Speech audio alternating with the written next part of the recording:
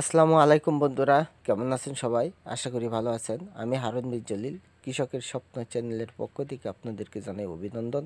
Hello বন্ধুরা, আজকে coffee চাষের একটি নতুন ভিডিও নিয়ে আপনাদের মাঝে চলে এসেছি। এই ভিডিওতে আজ আমি আপনাদেরকে দেখাবো সঠিক পদ্ধতিতে কফি চারা রোপণ। অনেকেই দেখা যায় যে এই জমিতে কফির চারা রোপণ করার ফলে তাদের চারাগুলো ঠিকঠাক মতো বেড়ে ওঠে না। চারাগুলো জমিতে করে কুশি গজাতে অনেক সময় লাগে এবং কি অনেক ক্ষেত্রে দেখা যায় যে তাদের চারার যে মর্টালিটি, চারা অনেকগুলো চারাই মারা যায়। সেজন্য আমি আজ আপনাদেরকে দেখাবো যে কোন পদ্ধতিতে চারা রোপণ করলে চারাগুলো দ্রুত বেড়ে উঠবে এবং চারাগুলো মারা যাবে না। আপনারা স্ক্রিনে দেখতেই পাচ্ছেন, এটি আমার একটি কফির জমি। আমি গতকাল এই কপির চারাগুলো রোপণ করেছি। আজকেই দেখতে পাচ্ছেন যে আমার চারাগুলো একদম তরতাজা হয়ে উঠছে। আজ আবার আরও কিছু চারা আমি এই জমিতে রোপণ করছি। প্রায় 1 কাঠার উপরে আমার জমি, এখানে আমি এই কপির চারাগুলো রোপণ করছি। আপনারা স্ক্রিনে দেখতেই পাচ্ছেন। আর আমি যেই কপির চারাগুলো রোপণ করছি সেটির মাপ হচ্ছে চতুর্দিকে 18 ইঞ্চি, মানে কপির চারা থেকে চারার দূরত্ব 18 ইঞ্চি এবং লাইন থেকে লাইনের দূরত্ব 18 ইঞ্চি।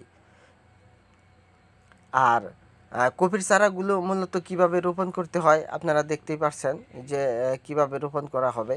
এই যে আমি আপনাদেরকে এখন দেখাচ্ছি, একটি চারা নিয়ে এখন আমি আপনাদেরকে দেখাবো যে এই যে হচ্ছে কপির চারাটা, যে জায়গায় কপির চারাটা আপনার রোপণ করবেন সে জায়গায় মাটিগুলো একদম ঝুরঝুরো করে নিতে হবে এবং একটু মানে যে কোনো ধারালো অস্ত্র অথবা যে কোনো কাঠির সাহায্য চারা সেখানে একটি গর্ত করে চারাটাকে সুন্দরভাবে মাটিতে বসিয়ে দিতে হবে।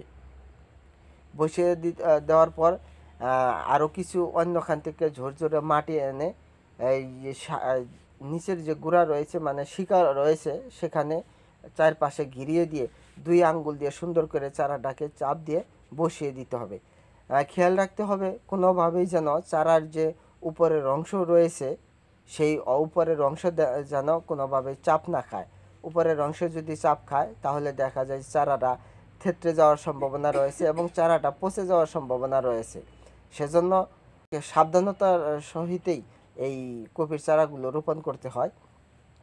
আর আরেকটি কথা হচ্ছে যে এখানে যে কপির চারার যে শিকড়টা রয়েছে, যেই মূলটা রয়েছে সেই মূল পর্যন্তই এই কপির চারাগুলো মাটির নিচে রোপণ করতে হবে।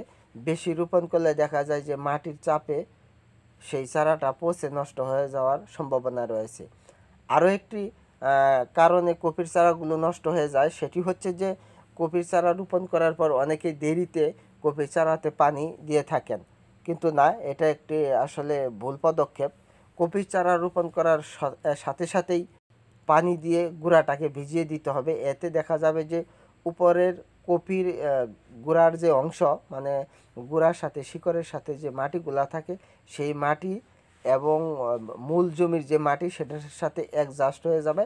এই অ্যাডজাস্ট হয়ে যাওয়ার ফলে দেখা যায় যে চারাগুলো কোনো রকমের হেলে ঢুলে পড়বে না এবং চারাগুলো নেতিয়ে যাবে না। অত্যাধিক রোদ থাকলেও চারাগুলো সহজে নেতিয়ে পড়বে না। একটু নেতিয়ে পড়ার পরেই দেখা যাবে যে পরের দিনই এই চারাগুলো ঠিকঠাক সোজা হয়ে দাঁড়িয়ে গেছে।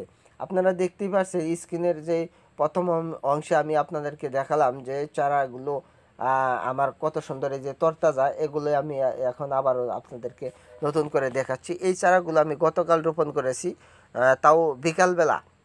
আর এখন যে চারাগুলো আমি জমিতে রোপণ করছি এটি হচ্ছে সকালবেলা। এই বিকালবেলা রোপণ করার পরেও আমার চারাগুলো দেখা যায় যে আজকে সারাদিন রোদে থাকার পরেও চারাগুলো কোনো নেতিয়ে যায়নি, চারাগুলো একদমও ঠিকঠাক রয়েছে। গতকালই আমি চারাগুলো রোপণ করার পর জমিতে পানি দিয়েছিলাম ট্যাঙ্কির সাহায্য। আজও আমি আবার আজকের এই সকালবেলা পানি দিচ্ছি।